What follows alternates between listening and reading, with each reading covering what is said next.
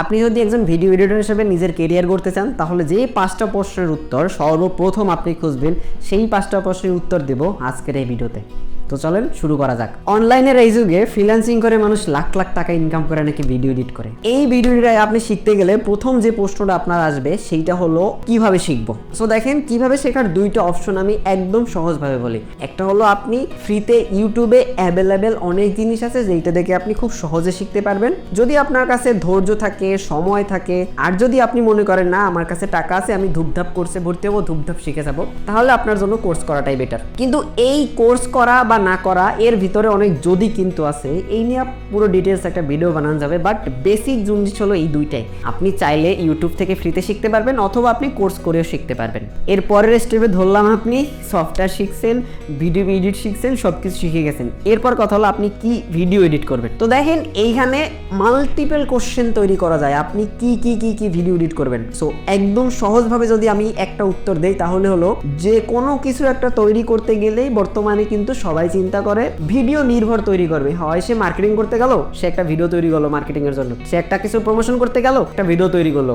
Video industry বর্তমানে এত এত এত পরিমাণ বড় হচ্ছে এবং ভবিষ্যতে এই জিনিসটার গুরুত্ব এত বাড়বে সেটা আপনার ধারণাও করতে পারতেছেন না। সো অনেক অনেক ক্যাটাগরি আছে ভিডিও রিলেটেড। আস্তে আস্তে শিখে যাবেন যে কি ভিডিও এডিট করবেন। ভিডিও এডিট শিখলেন, মার্কেট বুঝলেন, কি ভিডিও এডিট করবেন সেটাও বুঝলেন। তারপরের প্রশ্ন হলো ক্লায়েন্ট পাবো কোথায়। আপনি যদি ভিডিও এডিটে পুরোপুরি নিজেকে দক্ষ তৈরি করতে পারেন, পুরোপুরি দক্ষ আমি বলবো না, কারণ একজন ভিডিও এডিটর সে পুরোপুরি দক্ষ কখনো হতে পারে না। সে যে কোনো একটা জিনিসের উপর দক্ষ হয়, বাট ভিডিও এডিটের ভিতরে অনেক কিছু আছে, সবকিছু সে দক্ষ হতে পারে না। ধরলাম আপনি যে কোনো একটা সেক্টর নিয়ে মোটামুটি দক্ষতা অর্জন করলেন, যার জন্য আপনি ক্লায়েন্টের কাছে যাইয়া বলতে পারবেন যে আমি এইটা এডিট করতে পারি। এরপরে হলো ক্লায়েন্ট খোঁজা। দেখেন আমি যদি প্রথম বেসিক ধাপে বলি, যেহেতু আমি বেসিক থেকে শুরু করতেছি সবকিছু, আপনি বাংলাদেশ থেকে সর্বপ্রথম বেশি ইউজ হয় ফেসবুক। তো ফেসবুকে অনেক গ্রুপ আছে, যেই সব গ্রুপে থার্ড পার্টির মাধ্যমে অনেক ক্লায়েন্ট আসে যারা হচ্ছে অন্যের ভিডিও বাহির থেকে আয় না অল্প টাকায় করায় নেয়। সো এটা হচ্ছে বেসিক সোর্স। টাকা কম থাকতে পারে,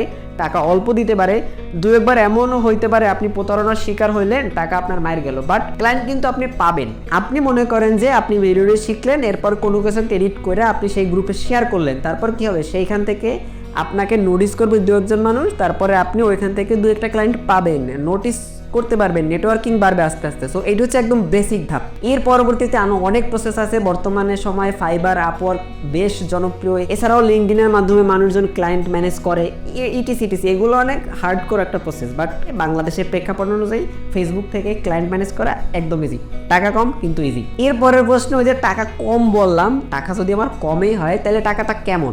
এই জিনিসগুলোর ধাপ বুঝতে হলে আপনাদের আসলে বিস্তারিতভাবে বুঝতে হবে, কিন্তু আমি বেসিকভাবে বলি একদম বাংলাদেশের টপ রেটেড যদি ফ্রিল্যান্সার, বর্তমান সময় খুবই হাইপে পাবলিক ফিগার বলতেছি, উনি একসময় সোশ্যাল মিডিয়া ইনফ্লুয়েন্সার ছিল, এরপর আস্তে আস্তে উনি একটা বিজনেস সেট আপ করছে এবং উনি টপ রেটেড ফ্রিল্যান্সার বাংলাদেশে। আর কেউ আছে কিনা জানি না, চিনি না, তবে ওনারে খুব ভালো করে চিনি। উনি হলো রাফায়েত সাকিব। ওনার 1 বছর ইনকাম হয়েছিল 1 কোটি টাকা।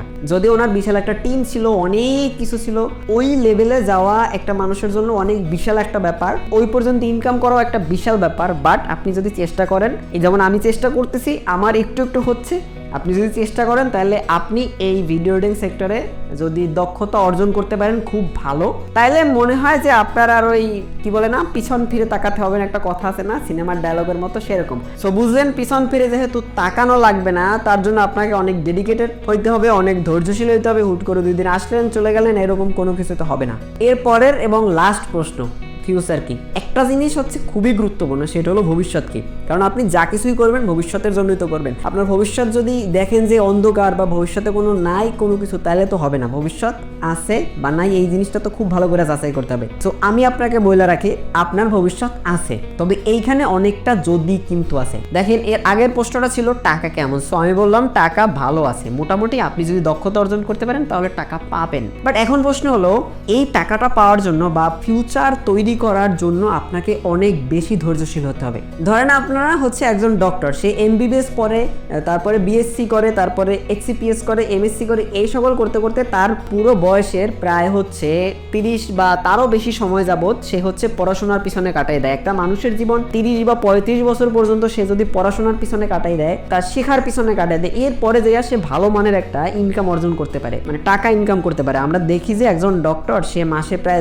লাখ লাখ টাকা ইনকাম করতেছে, আছে। তো তার পিছনের যে অনেক ধৈর্য, অনেকটা বছর ধরে পড়াশোনা করা, জানা শোনা, রিসার্চ করা, এই ছাড়া কিন্তু হয় না। সো এই যে ফ্রিল্যান্সিং ব্যাপার, এটা এত সহজ না। মানে অনেকে মনে করতে পারে কি হুট করে আসলো, 6 মাস শিখলো, কাজ শিখলো, তারপর হয়ে গেল। না, এটা আসলে এতটা সহজ একটা ব্যাপার না। সো আপনার যদি ফিউচার প্ল্যান থাকে, আপনার যদি সত্যি ইচ্ছা থাকে বা আগ্রহ থাকে যে আমি ভিডিও এডিট করে আমি আমার ফিউচার তৈরি করব, তাহলে অবশ্যই আপনাকে ধৈর্যশীল হতে হবে। এতটাই ধৈর্যশীল যে মানে এরা বলার বাহুল্য রাখে না। আপনার হয়তো 2, 4, 5, 6 বছর বা তারও বেশি সময় লাগতে পারে কোনো কিছু একটা অর্জনের জন্য, কোনো একটা পথ খুঁজে পাওয়ার জন্য। বাট আপনি যদি এই ধৈর্য ধইরা সঠিক দক্ষতা অর্জন করতে পারেন, তাহলে অবশ্যই আপনার ভবিষ্যৎ আছে। সো এই তো বুঝলেন, ভিডিও এডিটর হিসেবে নিজের কেরিয়ার গড়তে চাইলে সর্বপ্রথম যে জিনিসটা আপনার থাকতে হবে সেইটা হলো নিজের ইচ্ছা।